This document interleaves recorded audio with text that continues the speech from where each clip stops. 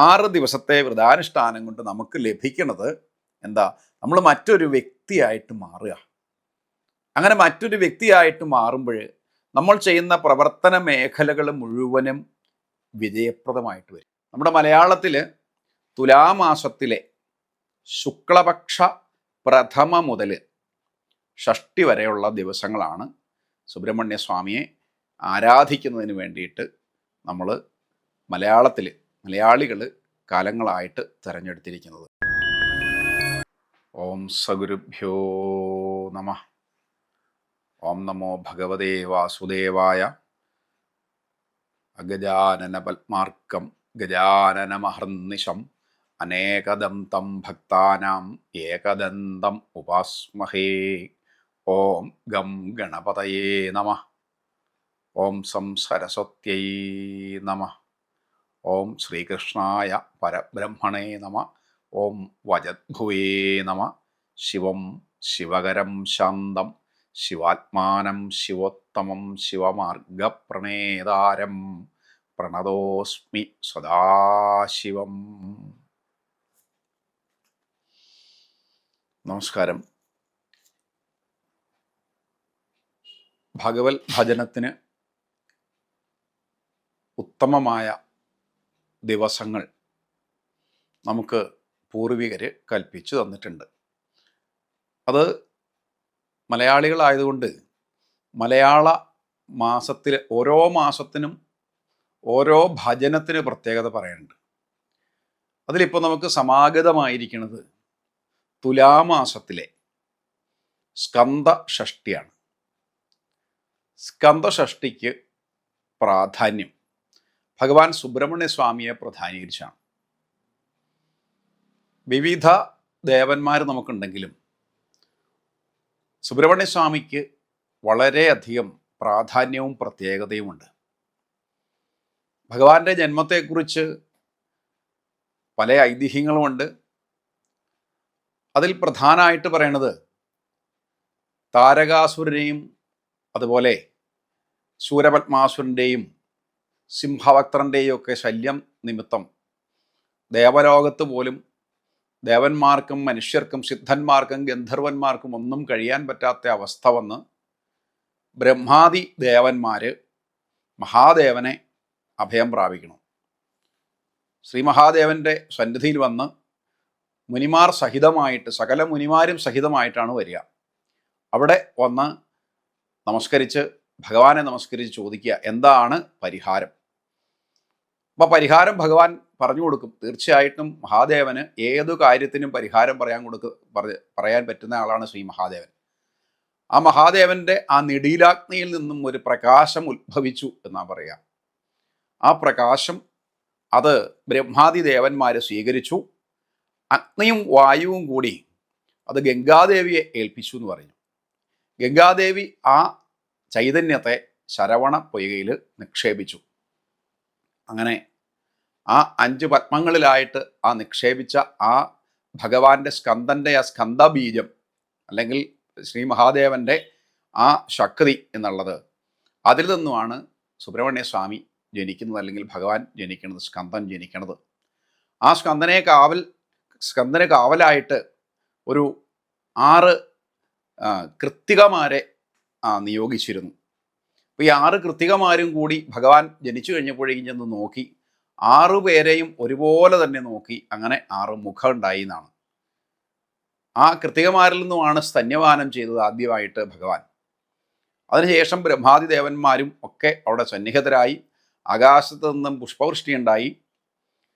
സാക്ഷാൽ ബ്രഹ്മൻ ദേവൻ്റെ തന്നെ വേല് ഭഗവാന് ആയുധമായിട്ട് നൽകി. മയിലിനെ ശ്രീ മഹാദേവനും ആയുധമായിട്ട് നൽകി. അങ്ങനെ പാർവതീ പരമേശ്വരന്മാരുടെ അടുത്തേക്ക് ആ ഭഗവാൻ സുബ്രഹ്മണ്യ സ്വാമി എത്തുകയാണ് ചെയ്യുന്നത്. ഇനി ആ ദിവസം പിന്നീട് യുദ്ധത്തിനായിട്ട് പിന്നെ അങ്ങോട്ട് നിയോഗിക്കുക. താരകാസുരാദികളെ നിഗ്രഹിക്കുന്നതിന് വേണ്ടിയിട്ട് ഭഗവാൻ സൈന്യസമേതനായിട്ട് സർവസേനാ സമേതനായിട്ട് സേനാധിപതിയായിട്ട് ഭഗവാനെ സുബ്രഹ്മണ്യ സ്വാമിയെ ശിവ പാർവതിമാർ നിയമിച്ചു. ഭഗവാൻ തന്നെ നിയോഗിച്ചു. അവിടുന്ന് പോയി താരകാസുര യുദ്ധം നടന്നു. അതിഗംഭീരമായിട്ടുള്ള യുദ്ധം. ആ യുദ്ധത്തിൽ താരകാസുരനെയും ശൂരപത്മാസുരനെയും ഒക്കെ വധിക്കണു. ആ വധിച്ച ദിവസം ഇങ്ങനെ ഷഷ്ടിയായിട്ട്, സ്കന്ധഷഷ്ടിയായിട്ട് കണക്കാക്കുന്നൊരു സമ്പ്രദായമുണ്ട്. അത് ഒരു ഐതിഹ്യം. ഇനി ഐതിഹ്യമല്ല, കഥ, പുരാണം. അതല്ലാതെ പല ഐതിഹ്യങ്ങളും സ്കന്ധഷഷ്ടി സംബന്ധിച്ച് പലയിടത്തും പല ദിക്കിലും പല ഭാഷകളിലായിട്ട് അല്ലെ പല രൂപത്തിലായിട്ട് പറയുന്നുണ്ട്. ബ്രഹ്മാവിനെ ഒരിക്കലും ഭഗവാൻ ഇങ്ങനെ പിടിച്ചു കെട്ടി തുറുങ്കിലടച്ചു എന്നാ പറയാം. ഓങ്കാരത്തിൻ്റെ അർത്ഥം ചോദിച്ചു കഴിഞ്ഞപ്പോൾ ബ്രഹ്മാവിന് പോലും പറയാൻ പറ്റിയില്ല. അങ്ങനെ ബ്രഹ്മാവിനെ ബന്ധനസ്ഥനാക്കി അങ്ങനെ തിരിച്ച് അവിടുന്ന് ശാപത്തോടു കൂടി തിരിച്ചു പോരുകയാണ്. അപ്പോൾ അദ്ദേഹം പിന്നീട് ഒരു നാഗരൂപം കൈക്കൊണ്ടിട്ട് തപസ്സിനായിട്ട് പോവാണ് ഉണ്ടായത്. പാർവതി ദേവിക്ക് ദുഃഖമായി. ഈ തൻ്റെ പുത്രനെ ലഭിക്കുന്നതിന് വേണ്ടിയിട്ട് എന്ത് ത്യാഗവും ചെയ്യാൻ വേണ്ടിയിട്ട് തീരുമാനിച്ചു. അങ്ങനെ ഷഷ്ടി വ്രതം നോക്കി. ഒരു ഷഷ്ടി വ്രതത്തിൻ്റെ അന്ന് ഭഗവാൻ സുബ്രഹ്മണ്യ സ്വാമി ആ നാഗരൂപം മാറിയിട്ട് പാർവതീദേവിയുടെ മുൻപിൽ പ്രത്യക്ഷനായി എന്ന് മറ്റൊരു കഥയിൽ പറയണം.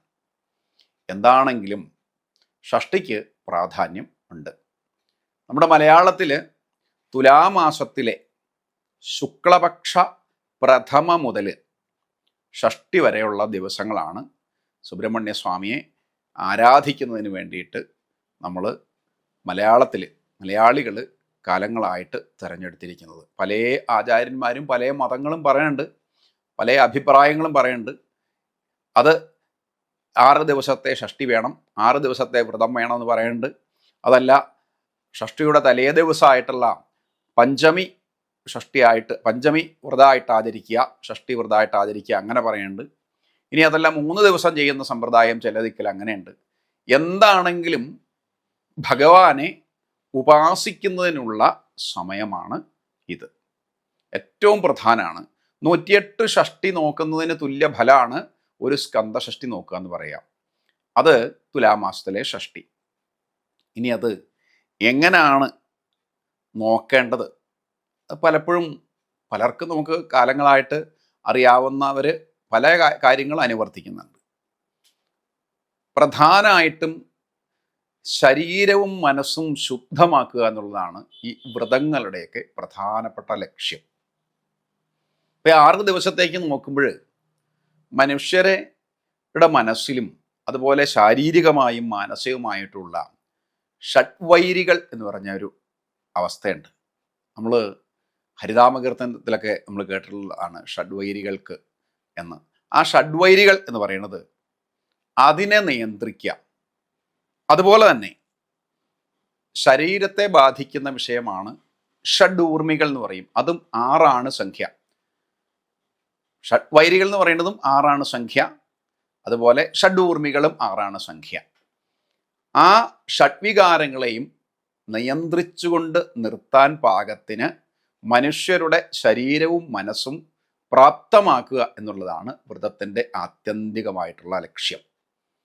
എല്ലാ വ്രതത്തിൻ്റെയും ആത്യന്തികമായിട്ടുള്ള ലക്ഷ്യം ശരിയായിട്ട് ഭൗതികമായിട്ടുള്ള ഗുണം ഉണ്ടാകുമെന്നാണ് സാധാരണക്കാർ ധരിച്ചിരിക്കുന്നത്. പക്ഷേ സ്കന്ധഷഷ്ടിയുടെയും മറ്റു വ്രതങ്ങളുടെയും ഏകാദശി ദ്വാദശി വ്രതത്തിൻ്റെയും ഒക്കെ പ്രത്യേകത എന്നുള്ളത് ഈ ഭൗതികമായിട്ടുള്ള സുഖങ്ങൾ നമുക്ക് ലഭിക്കുന്നതോടൊപ്പം തന്നെ ആത്മീയമായ പരിപുഷ്ടിയും ഉണ്ടാവണം. അൾട്ടിമേറ്റ് ഗോൾ എന്ന് പറയുന്നതാണ് ആത്മീയമായ പരിപുഷ്ടി ഉണ്ടാവുക. ആ ആത്മീയ പരിപുഷ്ടി ഉണ്ടാവണമെങ്കിൽ എന്തുണ്ടാവണം? നമ്മുടെ ശരീരത്തിനെയും മനസ്സിനെയും ഭഗവാനിലേക്ക് എത്തുന്നതിന് പ്രാപ്തമാക്കണം. അതിനുള്ള ട്രെയിനിങ് ആണ് ശരിയായിട്ട് ഈ 6 ദിവസത്തെ ഈ വ്രതാനുഷ്ഠാനം എന്നുള്ളത്. ശുദ്ധമായിട്ട് ആദ്യം ശരീരശുദ്ധി, കുളി എന്നുള്ളത് തേവാരം മുതലായിട്ടുള്ള കാര്യങ്ങളുണ്ടല്ലോ, അത് ശരീരശുദ്ധി ഉണ്ടാവുക. അതിനുശേഷം ശുഭ്രമായിട്ടുള്ളൊരു വസ്ത്രം ധരിക്കുക. അത് സ്കന്ധഷഷ്ടിക്ക് പ്രത്യേകത മഞ്ഞ വസ്ത്രം ധരിക്കുന്നത് നല്ലതാണ്. അതല്ലെങ്കിൽ ശുഭ്രവസ്ത്രം, വെളുത്ത വസ്ത്രം ധരിക്കുന്നത് നല്ലതാണ്. അതൊക്കെ നമ്മുടെ ഉള്ളിലുള്ള പുതിയ ആധുനിക ഭാഷയിൽ പറയുകയാണെങ്കിൽ ആ പോസിറ്റീവ് എനർജി എന്നുള്ളത് അത് വർദ്ധിപ്പിച്ചെടുക്കാൻ പറ്റുന്ന ആ സമ്പ്രദായമാണ്. അങ്ങനെ ഇരുന്ന് ക്ഷേത്ര ദർശനമാവാം, ഏതെങ്കിലും സുബ്രഹ്മണ്യ സ്വാമി ക്ഷേത്രത്തിൽ ദർശനം നടത്താം, ഭഗവാന് ഒരു 6 പ്രദക്ഷിണം വയ്ക്കാം, ഇഷ്ടമുള്ള ഏതെങ്കിലും വസ്തു ഭഗവാന് വഴിപാടായിട്ട് സമർപ്പിക്കാം. അത് ഏതും ആവാം. പത്രം, പുഷ്പം, ഫലം, തോയം എന്നൊക്കെ പറയില്ലേ, ഭഗവാനെ കാണാൻ പോകുന്ന സമയത്ത് എന്തെങ്കിലും ഒരു സാധനം കയ്യിലുണ്ടായിരിക്കണം. ഇപ്പോൾ സുബ്രഹ്മണ്യ സ്വാമിക്കാണെങ്കിൽ ഒരു കദളിപ്പഴം കൊടുത്താലും ധാരാളമായി, തേൻ കൊടുത്താൽ ധാരാളമായി, പാലഭിഷേകത്തിന് പാല് സമർപ്പിച്ചാൽ ധാരാളമായി. അപ്പോൾ അങ്ങനെ നമ്മുടെ കഴിവിനനുസരിച്ച് ഭക്തന്മാരുടെ മനസ്സിൻ്റെ ആ സ്ഥിതിക്കും ശാരീരിക സ്ഥിതിക്കും മാനസിക സ്ഥിതിക്കും സാമ്പത്തിക സ്ഥിതിക്കും അനുസരിച്ചുള്ള വഴിപാട് സമർപ്പിച്ചുകൊണ്ട് ഭഗവാന്റെ അടുത്ത് ദർശനം നടത്തുക. അപ്പോൾ ക്ഷേത്ര ദർശനത്തിനുള്ള ക്രമങ്ങളൊക്കെ ഉണ്ടെങ്കിൽ അതൊക്കെ പാലിച്ചുകൊണ്ട് ചെയ്യുക. അന്നത്തെ ദിവസം ഭക്ഷണം തീർച്ചയായിട്ടും പ്യുവർ വെജിറ്റേറിയൻ തന്നെ പറയണം. കാരണം നോൺ വെജിറ്റേറിയൻ കഴിക്കുന്ന ആളുകൾ ഇത് നോക്കുന്നതാണ്. അപ്പോൾ അവരെ ഒന്നും മാറ്റി നിർത്തേണ്ട ആവശ്യമില്ല എന്നർത്ഥം. അവർക്കും ആ ദിവസങ്ങളിൽ ശുദ്ധമായിട്ടുള്ള ഭക്ഷണം കഴിക്കുക. അതിന് പ്രത്യേകതയുണ്ട്. ഈ ശുദ്ധഭക്ഷണം കഴിക്കുന്നതിന് തന്നെ പ്രത്യേകതയുണ്ട്. ഈ മനുഷ്യരുടെ മനസ്സിനെ ശുദ്ധീകരിക്കാനാണ് ഈ വ്രതം നോക്കുക, അങ്ങനെയുള്ള അനുഷ്ഠാനങ്ങൾ ചെയ്യുക എന്നുള്ളത്. അപ്പോൾ മനസ്സ് എന്നുള്ളത് നമ്മൾ കഴിക്കുന്ന ആഹാരത്തിൽ നിന്നും ഭക്ഷണത്തിൽ നിന്നും ഫോം ചെയ്തു വരുന്ന ഒരു അവസ്ഥയാണ്. അതൊരു ഇന്ദ്രിയമൊന്നുമല്ല മനസ്സെന്നുള്ളത്. പഞ്ചേന്ദ്രിയങ്ങളൊക്കെ ഇന്ദ്രിയങ്ങളായിട്ട് പറയും, പക്ഷെ മനസ്സിനെ നമുക്ക് കാണാൻ വേണ്ടിയിട്ട് പറ്റില്ല. പക്ഷെ അതൊരു സ്റ്റേറ്റാണ്, അവസ്ഥയാണ്. ആ അവസ്ഥയിലേക്ക് വരുത്തുന്നത് നമ്മുടെ കഴിക്കുന്ന ഭക്ഷണം, നമ്മൾ ഇടപെടുന്ന ആളുകൾ, നമ്മളുടെ പേരൻറ്റിങ്, ഇതൊക്കെ അതിനകത്ത് ബാധകമാണ്. അപ്പോൾ മനസ്സിനെ ശുദ്ധാക്കാൻ വേണ്ടിയിട്ട് ആദ്യം ശരീരശുദ്ധി, പിന്നീട് ക്ഷേത്ര ദർശനം ആ ദിവസം അങ്ങനെ പറയാം. ഇനിയിപ്പോൾ ക്ഷേത്രത്തിൽ പോകാൻ പറ്റാത്തവർക്കാണെങ്കിൽ ഗ്രഹത്തിൽ ശുദ്ധമായിട്ടുള്ള ഏതെങ്കിലും ഒരു മുറിയിൽ പൂജാമുറി ഉണ്ടെങ്കിൽ അങ്ങനെ, അതല്ലെങ്കിൽ ശുദ്ധമായിട്ടുള്ള ഏതെങ്കിലും ഒരു സ്ഥലത്ത് ഭഗവാന്റെ ഒരു ചിത്രം വയ്ക്കാം. ആ ഭഗവാന്റെ ചിത്രത്തിൻ്റെ മുമ്പിൽ ഒരു നിലവിളക്ക് എത്തിച്ച് വയ്ക്കാം. ആ നിലവിളക്കിന് മുൻപിൽ അല്പം പുഷ്പാർച്ചനകൾ നടത്താം. സുബ്രഹ്മണ്യ സ്വാമിക്കാണെങ്കിൽ വെളുത്ത പുഷ്പം ഇഷ്ടമാണ്, താമര ഇഷ്ടമാണ്. അങ്ങനെ കുസുമങ്ങളെ കൊണ്ട്, പുഷ്പങ്ങളെ കൊണ്ടൊക്കെ ഭഗവാനെ അറിയാവുന്നത് പോലെ അർച്ചന നടത്താം. ഇനി അങ്ങനെ അർച്ചന നടത്താൻ വേണ്ടിയിട്ട് സാധിക്കാത്തവർക്ക് ക്ഷേത്രത്തിൽ പോയി ക്ഷേത്രാർച്ചനകൾ നടത്താം. അങ്ങനെ ആ ദിവസം, ഓരോ ദിവസവും പെർഫെക്റ്റ് ഡേ ആക്കി മാറ്റുക, പൂർണ്ണതയുള്ള ദിവസമാക്കി മാറ്റുക. ഇപ്പോൾ ഒന്നാമത്തെ ദിവസമാണെങ്കിൽ, ഇപ്പം ഷഡ്വൈരികൾ എന്ന് പറയുന്നത് ഒന്നാമത് പറയുക കാമം എന്നുള്ള വികാരം. അതിൻ്റെ അർത്ഥം, ആത്യന്തികമായ അർത്ഥം എന്ന് പറയുന്നത് ആഗ്രഹമാണ്, അമിതമായ ആഗ്രഹമാണ്. ആ അമിതമായ ആഗ്രഹത്തെ നിയന്ത്രിക്കണമേ എന്ന് വിചാരിച്ചിട്ടുള്ള പ്രാർത്ഥനയായിരിക്കണം അന്നുണ്ടായിരിക്കേണ്ടത്. അതോടൊപ്പം തന്നെ ഷഡൂർമിയിൽപ്പെട്ടത് വിശപ്പ് എന്ന് പറഞ്ഞതാണ്. അപ്പോൾ അത് നമ്മുടെ ശരീരത്തെ ബാധിക്കണം. മനുഷ്യൻ്റെ ഏറ്റവും വലിയ വികാരം വിശപ്പാണ്. അപ്പോൾ ആ വിശപ്പിന് നിയന്ത്രണം ഉണ്ടാക്കുക, അസഹനീയമായ ഉണ്ടാകാതിരിക്കുക. അമിതമായ ആഗ്രഹം ആഹാരത്തോടും അതുപോലെ ഭൗതിക വസ്തുക്കളോടും സ്വർണത്തോടും അതുപോലെ എല്ലാത്തിനോടുമുള്ള അമിതമായ ആഗ്രഹത്തെ നിയന്ത്രിക്കാനാണ് പ്രഥമാ ദിവസം ആ ഭഗവാനെ ഭജിക്കേണ്ടത്. അതിന് ആ ഭഗവാന്റെ വിശിഷ്ടമായിട്ടുള്ള മന്ത്രങ്ങൾ പറയുന്നുണ്ട്. അതിനു മുമ്പ് തന്നെ ഭഗവാന്റെ ആ ധ്യാനം മനസ്സിലൊന്ന് ഉറപ്പിക്കുക. ആ ധ്യാനം, ഇഷ്ടമുള്ള ധ്യാനം എടുക്കാം. സ്ഫുരന്മകുടപത്രം തുടങ്ങുന്ന ധ്യാനമുണ്ട്. അതല്ലെങ്കിൽ സാധാരണക്കാർക്ക് ചൊല്ലാൻ പറ്റുന്ന ഷഡാനനം കുങ്കുമരക്തവർണം മഹാമതിം ദിവ്യമയൂരവാഹം രുദ്രസ്യ സൂനും സുരസൈന്യനാഥം ഗുഹം സദാഹം ശരണം പ്രപദ്യേ. വളരെ ലളിതമായിട്ടുള്ളൊരു ധ്യാനമാണ്. അത് ഒന്നാമത്തെ ദിവസം ചൊല്ലുക. അതുപോലെ ഭഗവാന്റെ മൂലമന്ത്രമായിട്ടുള്ള ഏറ്റവും ശക്തമായിട്ടുള്ള മന്ത്രമാണ് ആ മൂലമന്ത്രം. ആ മൂലമന്ത്രം ഇതാണ്. അത് എല്ലാവരും അത് കേട്ട് ജപിക്കാം, പഠിച്ചു തന്നെ ജപിക്കാം, തെറ്റില്ലാതെ തന്നെ ജപിക്കാം. അത് ഇപ്രകാരമാണ്: ഓം വജദ്ഭുവേ നമഃ, ഓം വജദ്ഭുവേ നമഃ, ഓം വജദ്ഭുവേ നമഃ. ഈ കേൾക്കുന്ന കൂടെ തന്നെ ജപിച്ചു പഠിക്കാം. അപ്പം ആ മന്ത്രം ഒരു 27 തവണയെങ്കിലും രാവിലെയും വൈകിട്ടും ജപിക്കാം ആ ദിവസം. അപ്പോൾ പ്രഥമാ ദിവസത്തെ അനുഷ്ഠാനം എന്നുള്ളത് ഏതെങ്കിലും തരത്തിൽ ഭഗവാനെ ഇങ്ങനെ മനസ്സിൽ കൊണ്ടുവന്ന് വെച്ച്, അതല്ലെങ്കിൽ നമ്മുടെ മുറിയിൽ വെച്ച്, അതല്ലെങ്കിൽ ക്ഷേത്രത്തിലാണെങ്കിൽ വെച്ച് സ്മരിച്ചതിന് ശേഷം, വണങ്ങിയതിന് ശേഷം നമ്മൾ ചെയ്യേണ്ടതാണ്. ജപമാണ് ഏറ്റവും കൂടുതൽ വേണ്ടത്, വാക്കാണ് ഏറ്റവും കൂടുതൽ നമുക്ക് പ്രയോജനപ്പെടുന്നത് എന്നർത്ഥം. അപ്പം അന്നത്തെ ദിവസം കഴിഞ്ഞു. ഒരു നേരം ആഹാരമാവാം. അത് വേണമെങ്കിൽ അരി ആഹാരം ഒരു നേരമാകാം. ബാക്കി സമയങ്ങളിൽ അല്ലാത്ത തരത്തിലുള്ള ഏതെങ്കിലും ആഹാരങ്ങളൊക്കെ ആവാം. ചിലർ മില്ലറ്റ്സൊക്കെയാണ് ഇപ്പോൾ ഉപയോഗിക്കുന്നത്. ചിലർ അതല്ലാതെ പണ്ടൊക്കെ ഉപ്പുമാവൊക്കെ കഴിക്കുക, അതല്ലെങ്കിൽ കപ്പ ഉണ്ടാക്കി കഴിക്കുക. ഇങ്ങനെ അല്ലെ പഴവർഗ്ഗങ്ങൾ കഴിക്കുക, ഇതൊക്കെയാണ് ചെയ്യുക. അത് ഓരോരുത്തരുടെയും ശാരീരിക സ്ഥിതി അനുസരിച്ച് ചെയ്താൽ മതി. നമ്മൾ അനുഷ്ഠാനങ്ങൾ ചെയ്യുമ്പോൾ അവനവൻ്റെ ശരീരം ഉണ്ടായിരിക്കണം. അപ്പോൾ ആ ശരീരത്തിൽ ഇപ്പോൾ കാലഘട്ടങ്ങളിൽ അസുഖങ്ങളുള്ള ആളുകളുണ്ട്, ഷുഗർ ഉള്ളവരുണ്ട്, കൊളസ്ട്രോൾ ഉള്ളവരുണ്ട്, പ്രഷർ ഉള്ളവരുണ്ട്, ഇങ്ങനെയൊക്കെ ഉണ്ട്. അപ്പോൾ അവർക്കൊക്കെ അനുയോജ്യമായ അവരുടെ ശരീരത്തിന് ആരോഗ്യം നിലനിർത്തുന്ന രീതിയിലുള്ള ഭക്ഷണം ചെയ്യുക, അമിതമായിട്ട് കഴിക്കാതിരിക്കുക. അതൊക്കെയാണ് നിയന്ത്രണം എന്നുള്ളതുകൊണ്ട് ഉദ്ദേശിക്കേണ്ടത്. അപ്പോൾ വൈകിട്ട് ആ ഭഗവാനെ സ്മരിച്ചുകൊണ്ട് തന്നെ കിടക്കുന്നതിന് മുമ്പ് പോലും ആ ഭഗവൻ നാമങ്ങൾ ജപിച്ച് എന്തെങ്കിലും കുറവുകൾ ഉണ്ടായിട്ടുണ്ട് എങ്കിൽ അത് പരിഹരിക്കാൻ വേണ്ടിയിട്ട് 2 മന്ത്രങ്ങൾ പഞ്ചാക്ഷരിയും അഷ്ടാക്ഷരിയും ജപിക്കുക. പഞ്ചാക്ഷരി ഓം നമ ശിവായ, അഷ്ടാക്ഷരി ഓം നമോ നാരായണായ. അതൊരു 8 തവണയെങ്കിലും ഏറ്റവും കുറഞ്ഞത് ജപിച്ചുകൊണ്ട് 1-ാമത്തെ ദിവസം അങ്ങനെ സമർപ്പിക്കുക. പിറ്റേന്ന് ദ്വിതീയ ദിവസമാകുമ്പോഴേക്കും ദ്വിതീയ ദിവസവും നമുക്ക് ഇതേ അനുഷ്ഠാനങ്ങൾ തന്നെ, ശുദ്ധമായിട്ടുള്ള കാര്യങ്ങൾ എല്ലാം ദ്വിതീയ ദിവസവും ചെയ്യുക. 2-ാമത്തെ ഷഡ്വൈരികളുടെ ലോഭം എന്നുള്ള ആ ഒരു ഭാവമാണ് മനുഷ്യൻ്റെ മനസ്സിലുണ്ടാകുന്ന ലോഭചിന്ത. അതിനെ നിയന്ത്രിക്കാൻ വേണ്ടിയിട്ട് തീർച്ചയായിട്ടും ഇതുപോലെ തന്നെ ഭഗവാനെ പ്രാർത്ഥിച്ചുകൊണ്ട് പിറ്റേ ദിവസത്തെ, ഇപ്പോൾ ഷഡൂർമിയുടെ ഭാവമാണ് ദാഹം ആണ്, മനുഷ്യർക്കുണ്ടാകുന്ന ദാഹം. അപ്പം അത് ശമിപ്പിക്കാൻ എന്ത് വേണം? ധാരാളം വെള്ളം കുടിക്കണം. അത് രണ്ടും കൂടിയാണ്. ഒരു മെഡിസിനൽ പ്രയറാണ് ശരിയായിട്ട് ഈ വ്രതാനുഷ്ഠാനത്തോടു കൂടി മനുഷ്യർക്ക് ലഭിക്കുന്നത്. നമ്മുടെ ശരീരത്തെ പ്രാപ്തമാക്കുകയാണ്. നമ്മൾ ആ ബ്രഹ്മാവസ്ഥയിലേക്ക്, ഭൗതികാവസ്ഥ ലഭിച്ചതിന് ശേഷം ബ്രഹ്മജ്ഞാനം ലഭിക്കുന്നതിനുള്ള ഒരു യോഗിയുടെ യാത്ര പോലെ ആയിരിക്കണം മനുഷ്യരുടെ വ്രതാനുഷ്ഠാനങ്ങൾ. കാരണം ബ്രാഹ്മണത്വം എന്ന് പറയുന്നത് ആ ബ്രഹ്മത്വം ലഭിക്കുക എന്നുള്ളതാണ്. അത് ഷഡൂർമി ഷഡ്ഭാവ്യത്യാദി ദോഷരഹിതം കശ്ചിദാത്മാനം ജാതി ഗുണക്രിയാഹീനം, അങ്ങനെയാണ് ആചാര്യന്മാർ പറഞ്ഞു തരിക്കുന്നത്. അപ്പോൾ മനുഷ്യരുടെ ചിന്തയിൽ വിവിധ ചിന്തകൾ ഉണ്ടാകാൻ പാടില്ല, ദ്വൈത ചിന്ത ഉണ്ടാകാൻ പാടില്ല, അതുപോലെ വർണ്ണവ്യത്യാസങ്ങൾ ഉണ്ടാകാൻ പാടില്ല. എല്ലാത്തിനെയും സമമായിട്ട് കാണാൻ വേണ്ടിയിട്ട് ഉള്ള ഒരു അവസ്ഥ ഉണ്ടാവുക, അതാണ് ബ്രഹ്മാവസ്ഥ. ആ അവസ്ഥയിലേക്ക് വരണമെന്നുണ്ട് എങ്കിൽ അത് ശരീരവും മനസ്സും ഉണ്ടാവണം? നേരെ ആവണം. അങ്ങനെ നേരെ ആകുന്നതിന് വേണ്ടിയിട്ടാണ് വ്രതാനുഷ്ഠാനങ്ങൾ ചെയ്യുക. അപ്പോൾ എൻ്റെ മനസ്സിലുള്ള ലോഭചിന്തകളെല്ലാം പോകണം. എന്നെ നിയന്ത്രിക്കുന്ന, എന്നെ തന്നെ തിന്നുകൊണ്ടിരിക്കുന്ന, കാർന്നു തിന്നുകൊണ്ടിരിക്കുന്ന ദാഹം എന്നുള്ള വികാരങ്ങൾ ശമിക്കണം എന്ന് പറഞ്ഞ് പ്രാർത്ഥിച്ച് അന്നത്തെ മന്ത്രം വേണമെങ്കിൽ ജപിക്കാം. ഓം സ്കന്ദായ നമ എന്നുള്ള മന്ത്രം ഒരു 84 തവണയെങ്കിലും ഏറ്റവും കുറഞ്ഞത് രാവിലെയും വൈകിട്ടും 2 നേരവും ഓം സ്കന്ദായ നമഃ, ഓം സ്കന്ദായ നമഃ, ഓം സ്കന്ദായ നമഃ, ഇതാണ് അന്ന് ജപിക്കേണ്ട മന്ത്രം. അതുപോലെ തൃതീയ വരുമ്പോഴേക്കും, തൃതീയ ദിവസമാകുമ്പോഴേക്കും നമുക്ക് ഇതേ തന്നെ കാര്യങ്ങൾ തുടർച്ചയായിട്ടാണ്. മോഹം എന്നുള്ള വികാരം, എല്ലാത്തിനോടും അമിതമായിട്ടുള്ള ആഗ്രഹം, അതാണ് മോഹം, ആഗ്രഹം. നമ്മുടെ അമിതമായ ആഗ്രഹം നമ്മളെ എന്തിൽ എത്തിക്കും? അത് നാശത്തിലേക്ക് എത്തിക്കും. അതുകൊണ്ട് മോഹങ്ങളെല്ലാം ഒന്ന് മാറ്റിവെക്കുക.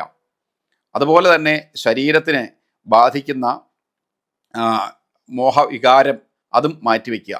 ഇങ്ങനെ അടുത്ത ദിവസം മദം, അഹങ്കാരമാണ്. അതിനടുത്ത ദിവസം മാത്സര്യം, മത്സരബുദ്ധിയാണ്. അപ്പോൾ പരസ്പരം മത്സരം ഉണ്ടെങ്കിൽ നമ്മൾ സത്തുക്കളാവില്ല എന്നാണ് പറയാം. സജ്ജനങ്ങളാകണമെങ്കിൽ എന്തുണ്ടാവണം? ശ്രീമദ് ഭാഗവതത്തിൽ അത് കൃത്യമായിട്ട് പറഞ്ഞു തരണു. നിർമ്മത്സരാണാം സതാം. ഭാഗവത പുരാണം, ഭഗവാന്റെ പുരാണ കഥകൾ എന്തിനാണ്, ആർക്കാണ് എന്ന് ചോദിക്കുമ്പോൾ പറഞ്ഞു തരാനുണ്ട്. നിർമ്മത്സരാണാം, മത്സരബുദ്ധി അല്ലാത്തവർ. അവരാരാണ്? സതാം, സജ്ജനങ്ങളാണ്. അതാണ് സത്സംഗത്തെക്കുറിച്ച് പറയുന്നൊരു ഭാഗമാണത്. ഇപ്പോൾ സത്സംഗത്തെക്കുറിച്ച് പറഞ്ഞ ഭാഗത്തിൽ നിർമ്മത്സര ബുദ്ധികളായിരിക്കണം. അപ്പോൾ കാമക്രോധ ലോഭ മോഹ മത മാത്സര്യ, ഇങ്ങനെ 6 തരത്തിലുള്ള വൈരികൾ നമ്മളുടെ നല്ല ചിന്തയെ അല്ലെങ്കിൽ ഈശ്വരനിലേക്കുള്ള പ്രയാണത്തിന് തടസ്സമായിട്ട് നിൽക്കുന്ന ഈ 6 ചിന്തകൾ, വിശപ്പ്, ദാഹം, മോഹം, ശോകം, പിന്നെ എന്തെന്നാ, ജര ബാധിക്കും മനുഷ്യർക്ക്, മൃത്യു, അവസാന മരണമാണ്. അപ്പോൾ ഈ ഷഡൂർമികളിൽ നിന്നും ഷഡ്വൈരികളിൽ നിന്നുള്ള മോചനത്തിന് വേണ്ടിയിട്ടാണ് യഥാർത്ഥത്തിൽ ഈ വ്രതാനുഷ്ഠാനങ്ങൾ ചെയ്യേണ്ടത്. പലരും വ്രതാനുഷ്ഠാനങ്ങൾ ചെയ്യുന്നുണ്ട്. അവരൊക്കെ ആഗ്രഹിക്കുന്നത് സർവ്വാഗ്രഹങ്ങളും സാധിക്കും, നമുക്ക് കുട്ടികളുടെ സന്താന സൗഭാഗ്യത്തിന് വേണ്ടിയിട്ടാണ് എന്ന് പ്രധാനമായിട്ടും പറയണു. ഇത് ഷഷ്ഠി വ്രതം സന്താന സൗഭാഗ്യത്തിന് വേണ്ടിയിട്ടാണ്. അതിന് മാത്രമല്ല പല അനേക ഗുണങ്ങളാണ് ഉള്ളത്.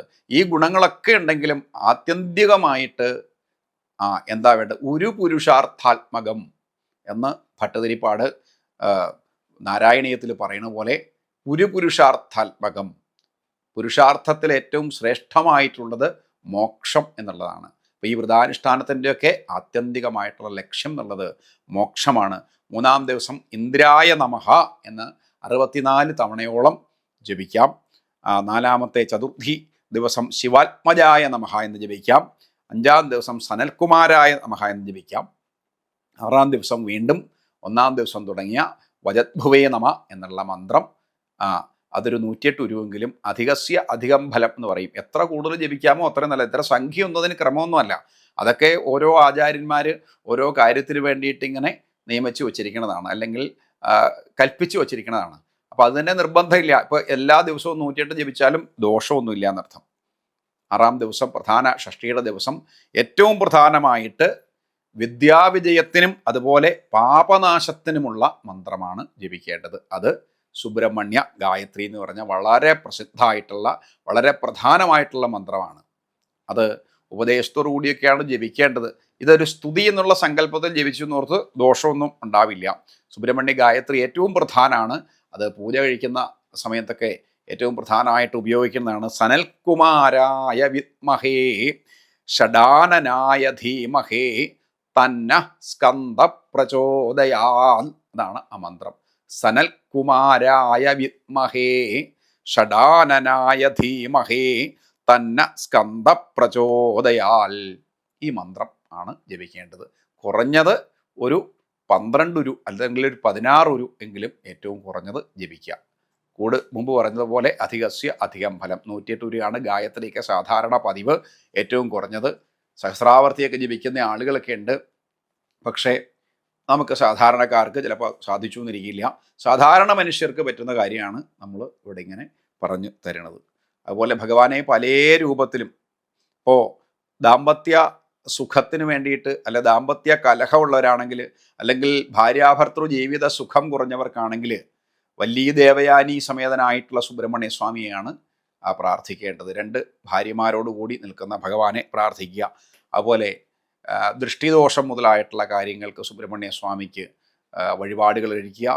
അത് സങ്കല്പിച്ച് ആ ദോഷങ്ങൾ മാറണം. ദൃഷ്ടിദോഷം എന്ന് പറഞ്ഞാൽ കൺദോഷം, നാവിൻ ദോഷം എന്നൊക്കെ പറഞ്ഞ് ഈ കുട്ടികൾക്കുണ്ടാകുന്ന ചില അസുഖങ്ങളൊക്കെയാണ്. അതിനും ഭഗവാനെ ഉപാസിക്കുന്നത് ഏറ്റവും നല്ലതാണ്.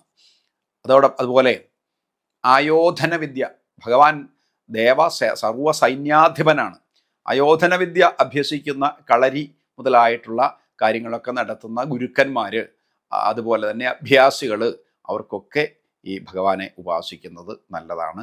അതുപോലെ കലാമേഖലകളിൽ, സാഹിത്യം, കല മുതലായ മേഖലകളിൽ വ്യാപരിക്കുന്നവർക്ക് അതിനും ഏറ്റവും വിശേഷമായിട്ടുള്ള കാര്യങ്ങൾ അനുഗ്രഹം നൽകുന്നതാണ് ഭഗവാൻ. ഇപ്പോൾ തമിഴ്നാടിനൊക്കെ നോക്കുമ്പോൾ തമിഴ്നാടിൻ്റെ പരമോന്നത ഭഗവാൻ എന്ന് പറയുന്നത് സാക്ഷാൽ വേലായുധസ്വാമിയാണ്, മുരുകൻ ആണ്.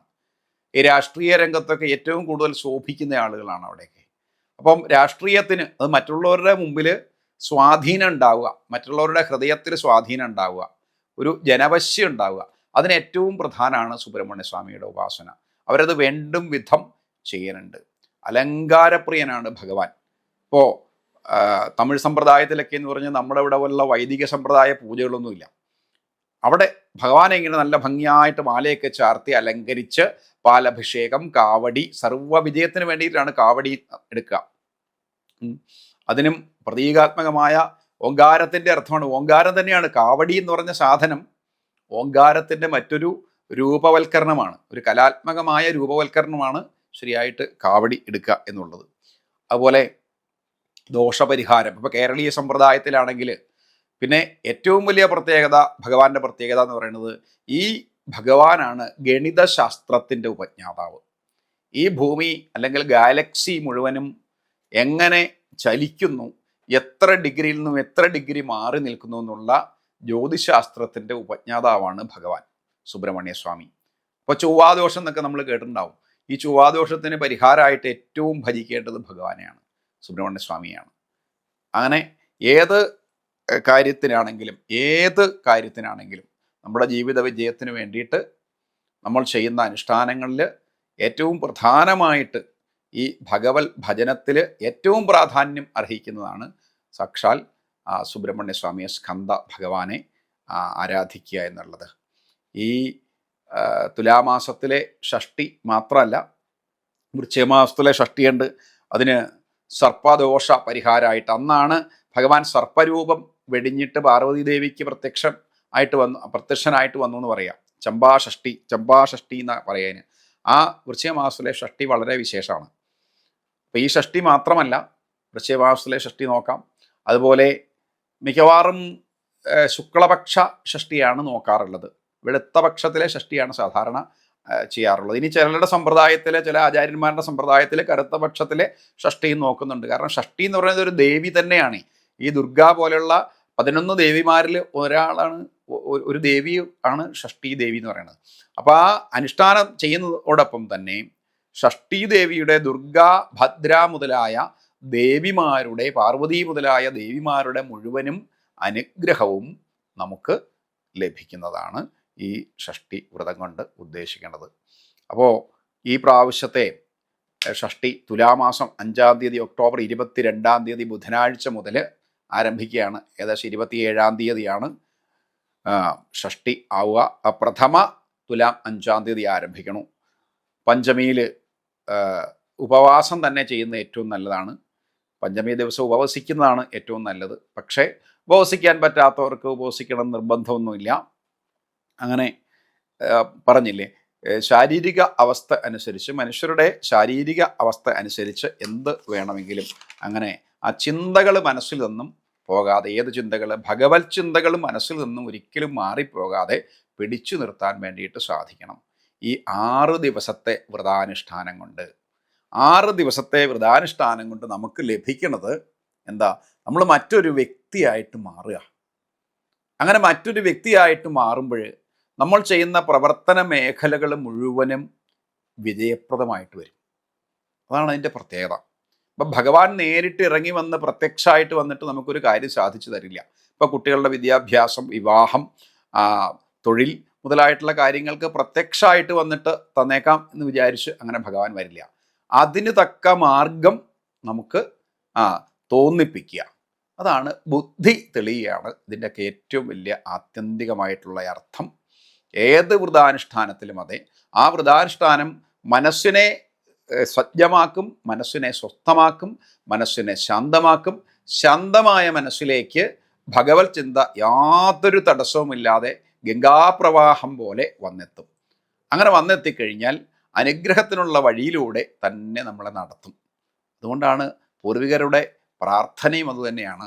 എന്താ? ധിയോയോന പ്രചോദയാൽ എന്നാണല്ലോ ഗായത്രിയിൽ. ധിയോയോന പ്രചോദയാൽ, എൻ്റെ ബുദ്ധിക്ക് ഉണർവ് നൽകിയാലും.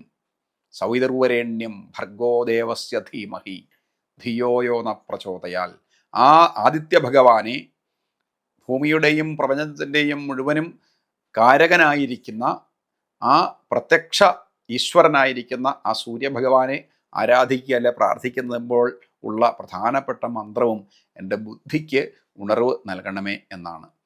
അപ്പോൾ ഭൗതികമായിട്ടുള്ള നേട്ടങ്ങൾക്ക് മാത്രമല്ല നമുക്ക് വ്രതാനുഷ്ഠാനം ചെയ്യേണ്ടത്, അത് ആത്യന്തികമായി ആത്മീയമായ നേട്ടങ്ങൾക്കാണ് എന്ന് മനസ്സിലാക്കിക്കൊണ്ട് വേണം ഷഷ്ടിവ്രതം ഓരോരുത്തരും നമ്മൾ അനുഷ്ഠിക്കേണ്ടത്. അടുത്തുള്ള ക്ഷേത്രത്തിൽ പോവുക, അവിടെ എന്തെങ്കിലും വഴിപാടുകളൊക്കെ ഉണ്ടെങ്കിൽ പറ്റുന്നത് പോലെ അതിലേക്ക് പാർട്ടിസിപ്പേറ്റ് ചെയ്യുക. നമ്മുടെ എന്തെങ്കിലും കോൺട്രിബ്യൂഷൻ എന്നുള്ളതല്ല, വഴിപാട് നമ്മുടെ ഒരു സമർപ്പണമായിട്ട് തന്നെ നമ്മൾ ചെയ്തു കൊള്ളുക. നാമജപത്തിന് ഏറ്റവും പ്രാധാന്യം കൊടുക്കുക. സ്കന്ദ ഷഷ്ടി കവചമൊക്കെ ജപിക്കാൻ അറിയാവുന്നവരുണ്ട്, അങ്ങനെയൊക്കെ ജപിക്കുക.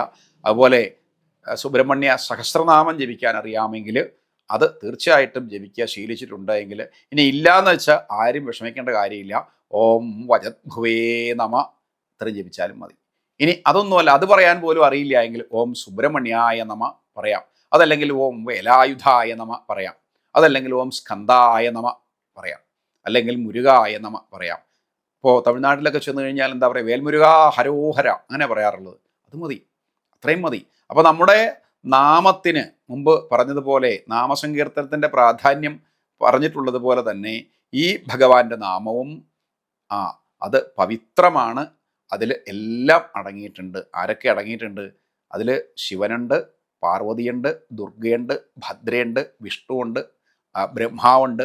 അപ്പോൾ ബ്രഹ്മാദി ദേവന്മാർ എല്ലാവരും ഈ ഭഗവൻ നാമത്തിൽ ഒളിച്ചിരിപ്പുണ്ട്, അതല്ലെങ്കിൽ ലീനമായിട്ട് ഇരിപ്പുണ്ട്.